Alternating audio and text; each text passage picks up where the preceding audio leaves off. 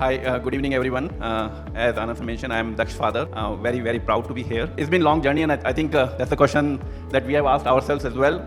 Frankly, for Daksh, the journey started 4 to 5 years back. I mean, he was actually into IB curriculum, but at the same time, he was looking for challenge, and that's where actually we moved him to CBSE, and he started getting interested into mathematics, watching what Anand sir mentioned, free YouTube videos of Vedantu Olympiad School. He was closely watching Abhay sir, and he really got interested into that. So he really got fond of how Vedantu was actually inculcating interest in the subject. It was not about preparing for an IIT or preparing for Olympiad.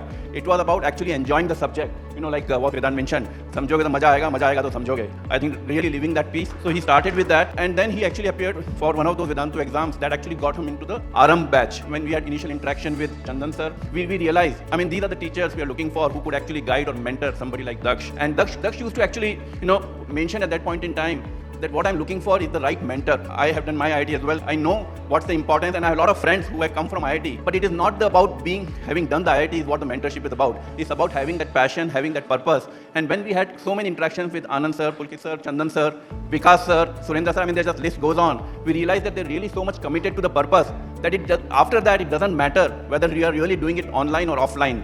I think they were so much dedicated to Daksh's success, and they were essentially invested in the journey, starting with the Olympiads. He started with Math Olympiad, Physics Olympiad, to Astronomy Olympiad. They were completely vested in it.